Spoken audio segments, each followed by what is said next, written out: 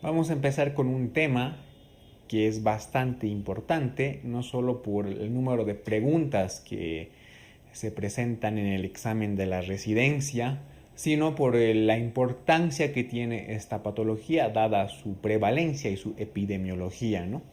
Estamos hablando del tema estrella, ¿no?, de la materia de endocrinología, ¿no?, la diabetes mellitus. Entonces te sugiero que prestes bastante atención en todas las consideraciones que hagamos en la descripción de esta enfermedad, ¿no?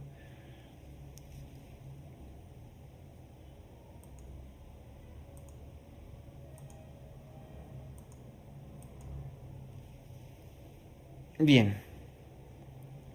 empezamos con la definición de la diabetes mellitus, ¿no?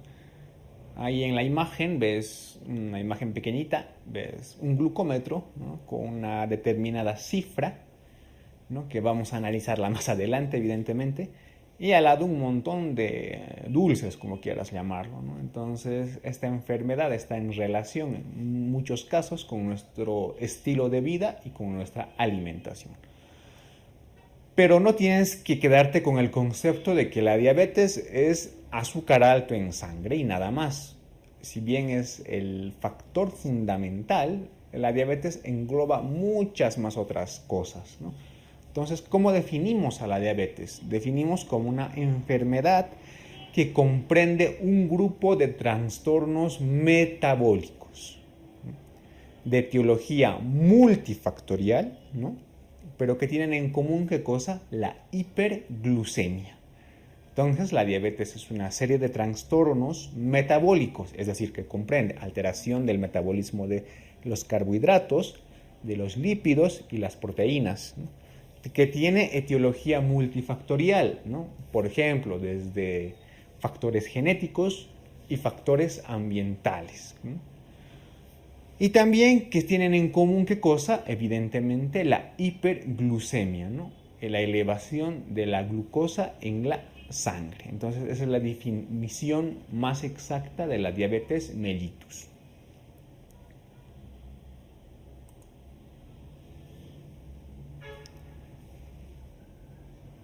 Bien, vamos a hablar un poco de la epidemiología.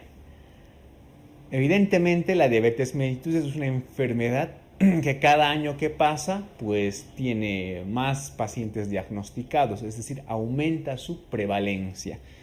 ¿Y por qué es importante la diabetes, no? Porque al ser una enfermedad crónica, ¿no?, desarrolla una serie de comorbilidades, ¿no?, que al margen de darle una mala calidad de vida al paciente, en muchos casos es un peso para el sistema sanitario de cada país, ya que, por ejemplo, la nefropatía diabética, ¿no?, que generalmente llega a hemodiálisis, ¿no?, pues es una comorbilidad importante tanto en el costo como en la vida del paciente. Entonces, en la imagen te muestro un estudio, ¿no?, que más o menos nos indica que para el año 2030 a nivel mundial va a haber 366 millones de personas con diabetes, ¿no? Por lo tanto, es una enfermedad que tiene bastante prevalencia, ¿no? ¿Por cuál es la razón? Pues obviamente nuestro modo de vida que tenemos las personas, ¿no? Mala alimentación, consumo de algunos alimentos que inducen y son factores de riesgo para esta enfermedad, ¿no? Entonces, en el año 2000 había 171 millones de personas, para el año 2030 está más o menos calculado que va a haber 366 millones de personas con diabetes, ¿no? Por lo tanto, es una enfermedad que también hay que prevenirla sobre todo. ¿Cómo se clasifica la diabetes mellitus? La diabetes mellitus, según la Asociación Americana de la Diabetes, es decir, la ADA, que generalmente saca sus boletines, ¿no?, anualmente, pero que tienen casi nada de variación, salvo en el manejo, ¿no? La ADA 2017 ha clasificado la diabetes en los siguientes tipos: la diabetes mellitus tipo 1, la diabetes mellitus tipo 2 y otros tipos de diabetes. Si tú te remites al texto de endocrinología que está dentro de medicina interna, vas a ver un cuadro que es bastante infame y el cual yo no te recomiendo que te lo aprendas, ¿no? Porque te muestra una serie de tipos o causas de diabetes, ¿no? Tú te quedas principalmente solo con estas dos, la diabetes tipo 1 y la tipo 2, ¿sí? La tipo 1 pues representa más o menos el 5, incluso en algunos estudios hasta el 10%, ¿no?, de los tipos de diabetes, ¿no? ¿Cuál es la causa principal de esta, ¿no? Son fenómenos inmunitarios, ¿no?, que producen una destrucción de nuestra célula beta, que es la que produce la insulina, y por lo tanto estos pacientes tienen un déficit total de la insulina, ¿no? Por contraparte, la diabetes mellitus tipo 2, que es la más frecuente, ¿no?, que más o menos tienes alrededor del 80-75%, más o menos en una variación en los estudios, pero es la más frecuente de todos los tipos de diabetes, es causada por una resistencia a la insulina. Es decir, el paciente, por distintos motivos o factores, ¿no?, ha desarrollado una resistencia a la insulina en los diferentes tejidos, pero sobre todo a nivel hepático. Por lo tanto, se producen fenómenos fisiopatológicos que nos producen toda la sintomatología clásica de la diabetes. Entonces, la diabetes mellitus tipo 1, el paciente no tiene insulina desde el inicio.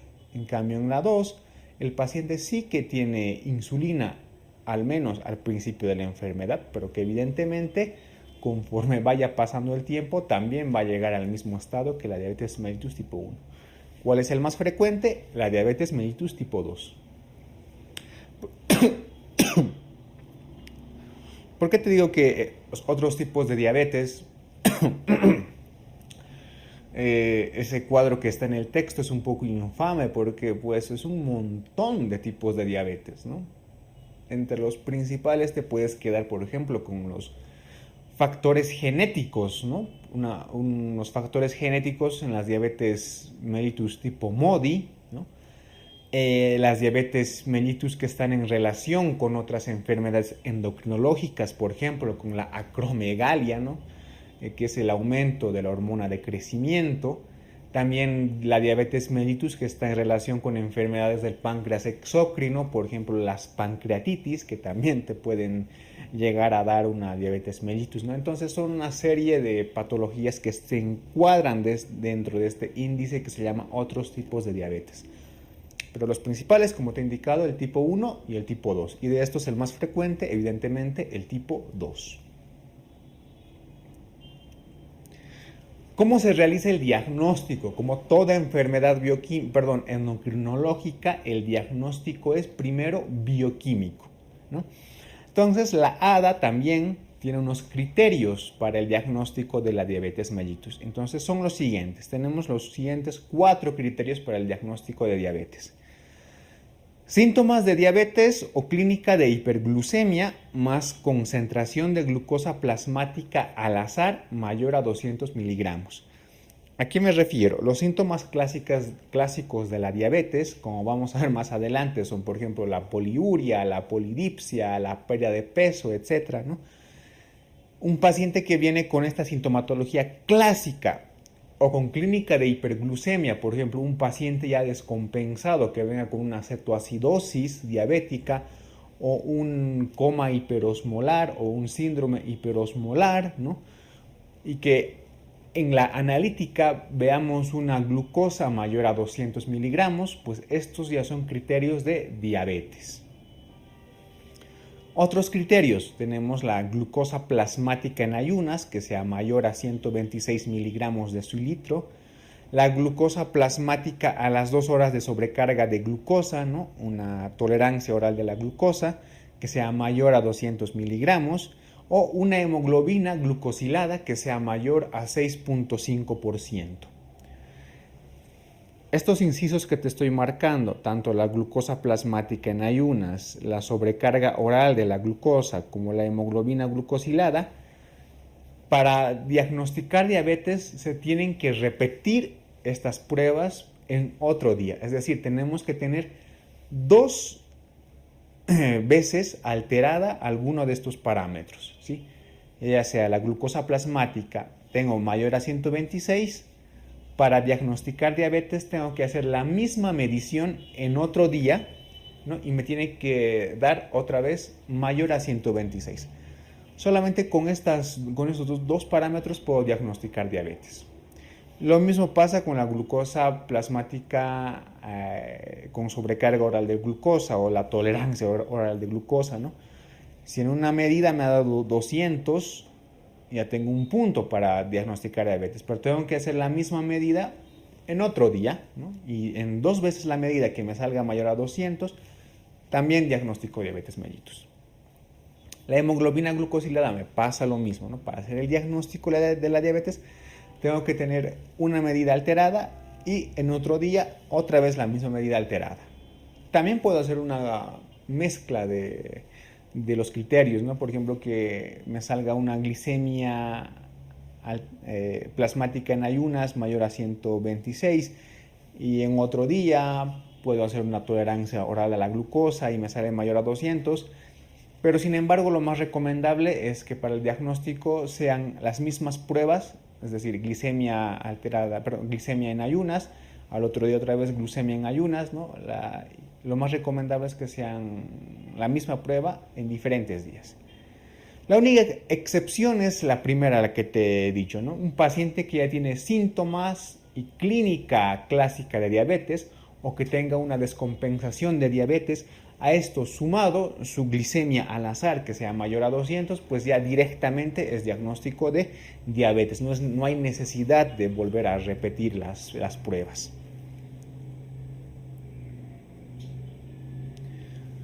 Bien, aquí tenemos otro cuadro, ¿no? Donde vamos a ver algunas alteraciones que se pueden producir, ¿no? Te he indicado que por la ADA los principales criterios para diagnosticar diabetes son la glucemia en ayunas, la sobrecarga oral de la glucosa o tolerancia oral de la glucosa y la hemoglobina glucosilada. Pues en el cuadro ves lo siguiente, ¿no? Ves algunos parámetros normales, por ejemplo, lo normal de la glucemia en ayunas es menor a 100 miligramos de decilitro. Una sobrecarga oral de glucosa normal es menor a 140 miligramos y una hemoglobina glucosilada normal es menor a 5.7%, ¿no? Lo que voy a subrayar, pues básicamente es ya criterio de diabetes, ¿no? Una glucemia en ayunas mayor a 126, una sobrecarga oral de glucosa mayor a 200 o una hemoglobina glucosilada mayor a 6.5. Te he indicado que para hacer el diagnóstico la ADA dice que debemos repetir estas pruebas 2 veces, es decir, 2 veces nos tienen que salir alteradas. Pero si te das cuenta, entre un parámetro normal y un parámetro de diabetes, pues se encuentra un parámetro intermedio, ¿no? Estos son los parámetros alterados. Por ejemplo, entre 100 y 125 decimos que es una glucemia alterada en ayunas. Y si tenemos una sobrecarga oral de glucosa entre 140 a 199, decimos que el paciente tiene una intolerancia a los hidratos de carbono. Per se, estos dos parámetros no son diagnósticos propios de la diabetes, pero sí que nos están avisando que este paciente predispone a hacer una diabetes, ¿no? Algunos los llaman la prediabetes, ¿no? Pero no es más que estas cifras alteradas de estos parámetros, ¿no? La famosa prediabetes, que sin ser una diabetes propiamente nos están diciendo de que el paciente está con una predisposición a desarrollar una diabetes y por lo tanto tendremos que mejorar su estilo de vida. Bien, ya que hemos hecho el diagnóstico de la diabetes mellitus, vamos a ver en qué personas se tiene que hacer este screening, ¿no? En qué personas se tienen que analizar estos test de las glucemias. Básicamente se recomienda que toda persona mayor a 45 años se debería realizar por lo menos una glucemia en ayunas Y si está normal, repetir esa prueba cada 3 años, ¿no? Entonces, en personas mayores de 45 años se debería realizar más o menos este screening. En personas que tienen un sobrepeso igual o mayor a 25 kilogramos, más alguno de estos factores, se tiene que hacer el screening. ¿En qué pacientes se va a realizar el screening con la glucemia en ayunas o una sobrecarga oral? Por ejemplo, la ADA recomienda en pacientes que tengan antecedentes familiares de diabetes, padres, hermanos, ¿no?, que tengan diabetes mellitus tipo 2. En personas que tengan un sobrepeso, ¿no?, es decir, el índice de masa corporal que esté mayor a 25, ¿no?, y sumado tenga alguno de los siguientes otros factores. Por ejemplo, que tenga inactividad física, ¿no?, que tenga una hemoglobina glucosilada entre 5.7 a 6.5, que una mujer que tenga antecedentes de diabetes mellitus gestacional, en pacientes que tengan hipertensión arterial, en pacientes que tengan disminución de HDL y aumento de triglicéridos, en mujeres que tengan síndrome de ovario poliquístico y acantosis nigricans, y en pacientes que tengan antecedentes de enfermedad cardiovascular, ¿no? Entonces, un paciente con sobrepeso más alguno de estos factores, es recomendable que se realice un screening en cualquier etapa de la vida, ¿no? Pero sin embargo, a los que tienen mayor de 45 años se recomienda que cada 3 años, ¿no?, si sale normal, se recomienda que se realicen una glucemia en ayunas por lo menos. Bien, te he indicado los distintos tipos de diabetes, tipo 1, tipo 2 y los otros tipos, ¿no? Vamos a hablar un poco de la patogenia de los dos principales tipos de diabetes, de la tipo 1 y de la tipo 2. Bien, en la patogenia de la diabetes mellitus tipo 2 interaccionan bastantes factores ambientales y genéticos, pero sobre todo inmunológicos, ¿no? Entonces, ¿qué hacen estos factores? Destruyen la célula beta del páncreas y por lo tanto hay una deficiencia total de la insulina, ¿sí? No hay insulina. Estos pacientes con diabetes mellitus tipo 1 prácticamente no tienen insulina, ¿no? Este tipo de diabetes a su vez se ha dividido en 1A y 1B. ¿Por qué? El 1A está muy en relación con factores inmunológicos. Hay una autodestrucción de la célula beta del páncreas por anticuerpos que forman nuestro organismo. En cambio, el 1B, pues el mecanismo fisiopatológico no se conoce. Tengo que decirte que la concordancia de gemelos idénticos para este tipo de diabetes es del 60%, lo que nos demuestra que muchos pacientes con diabetes mellitus tipo 1 no tienen parientes de primer grado con este tipo de diabetes, ¿no? Entonces hay otros factores que están relacionados con el desarrollo de esta enfermedad. La patogenia de la diabetes mellitus tipo 1 también está en relación, como te he indicado, con algunos anticuerpos que se producen dentro de nuestro organismo.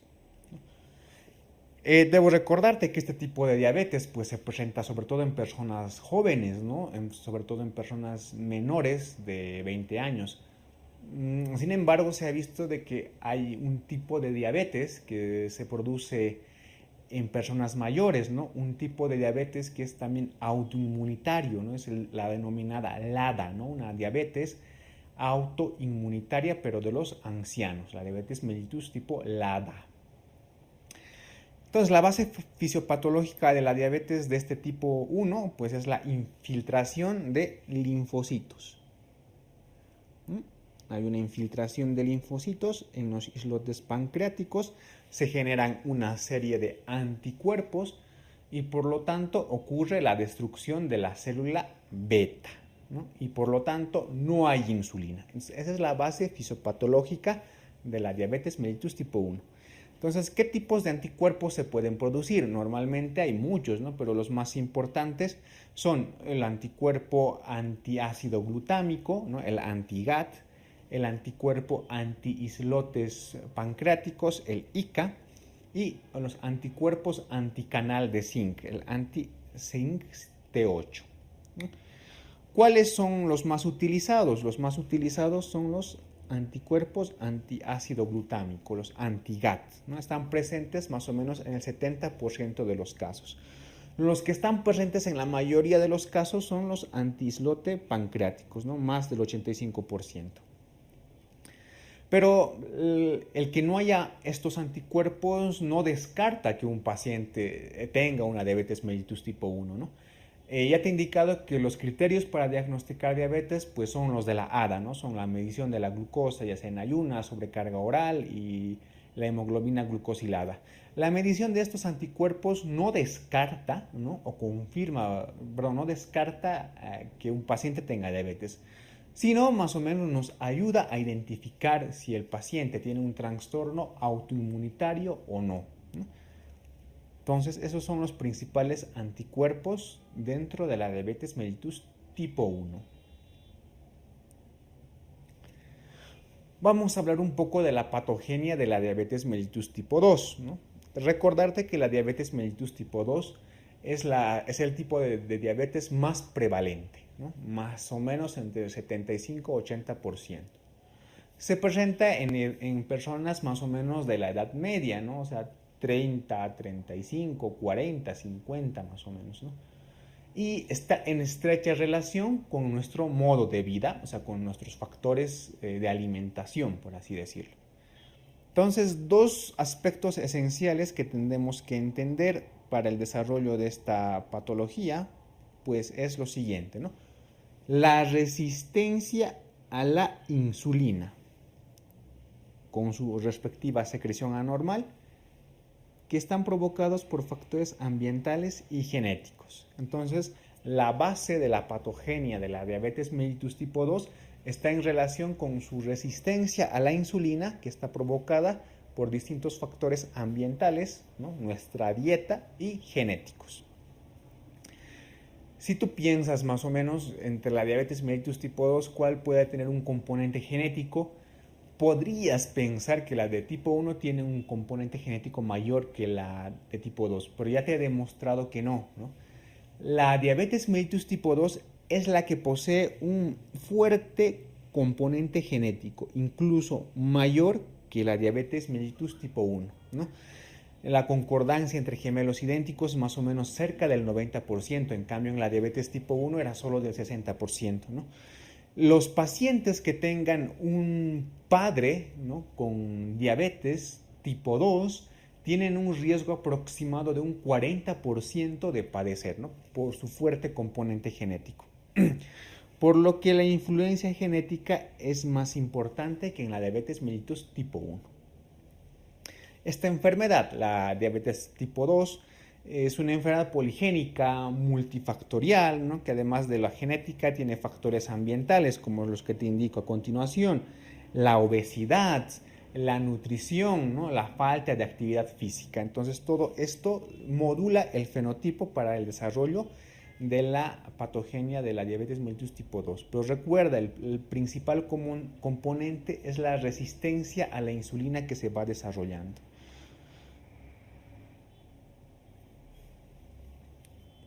Bien, entonces tú tienes que recordar que si en un diabético tipo 1, desde el inicio este paciente no presenta insulina, no hay insulina, en el diabético tipo 2, pues sí que al principio existe todavía una reserva de insulina, ¿no? Por lo tanto, el paciente no está con una insulina en cero. Lo que pasa es que hay una resistencia a esta insulina y la insulina no puede efectuar las acciones que hemos visto, si tú recuerdas, en el tema 1. Entonces, fisiopatológicamente hablando, ¿cuáles son las alteraciones que se producen en la diabetes mellitus tipo 2?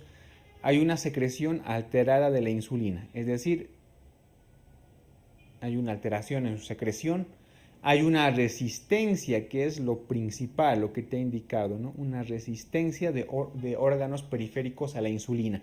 Por ejemplo, órganos periféricos me refiero principalmente al hígado, también me refiero al músculo, ¿no? Estos desarrollan cierta resistencia a la insulina. Es decir, la insulina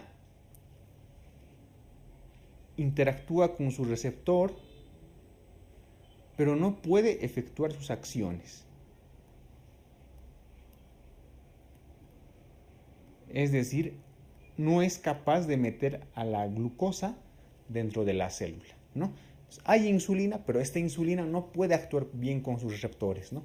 Y por lo tanto no puede meter la glucosa dentro de la célula. Al no haber suficiente glucosa dentro de la célula, pues no hay mucha energía. Entonces el hígado piensa y dice, hace falta energía, entonces produzco más glucosa, aumenta la gluconeogénesis, ¿no? Por eso dentro de la fisiopatología está la producción hepática de glucosa excesiva, ¿no? Esto sumado a que la insulina no funciona, pues nos produce más hiperglucemia si tú lo piensas, ¿no? Y por último, esto nos lleva a un metabolismo anormal de los lípidos. Entonces, vamos a desglosar un poquito de qué se trata, ¿no? La fisiopatología de la diabetes tipo 2. Lo principal te he indicado, la resistencia a la insulina, ¿no? La insulina no puede interactuar de una forma adecuada con su receptor, por lo tanto, no mete glucosa dentro de la célula. ¿Qué es lo que pasa? Al no meter glucosa dentro de la célula, pues no hay energía, ¿no? Entonces, ¿qué es lo que pasa? Hay una producción aumentada de la glucosa, pero a nivel hepático, ¿no? Aumenta la producción hepática de glucosa. Por lo tanto, hay un aumento de la gluconeogénesis, ¿no? Si de por sí, como no funciona bien la insulina y hay hiperglucemia, y nuestro hígado aumenta la producción de azúcar o de glucosa, perdón, aumenta más, ¿no?, la hiperglucemia. ¿Esto a qué nos lleva? Hay una hiperglucemia en ayunas y la disminución del almacenamiento de glucógeno en la etapa postprandial, es decir, después de comer, ¿no? Todo esto a qué nos lleva? Como hay una resistencia a la insulina y la glucosa no puede usarse de manera adecuada para la producción de energía por las células, nuestro organismo busca otros medios y en este caso busca al tejido adiposo, los ácidos grasos, ¿no? Entonces aumenta la lipólisis, aumenta la destrucción de los ácidos grasos para producir energía. Y como hay un aumento del flujo de ácidos grasos a nivel sanguíneo, también aumenta la síntesis de algunas lipoproteínas, como en este caso la VLDL, y en algunos casos hay un aumento de los triglicéridos. Entonces, esa es la base fisiopatológica de la diabetes mellitus tipo 2, todo por consecuencia de la resistencia a la insulina. Pero, ¿cómo se produce esta resistencia? Pues como te he indicado, influyen factores genéticos, ¿no?, pero también, sobre todo, los factores ambientales, sobre todo los de estilo de vida, nutrición, la obesidad y la inactividad física, ¿no? Entonces, todos estos factores sumados pues nos dan la resistencia a la insulina y esta resistencia toda la cascada fisiopatológica que te he explicado.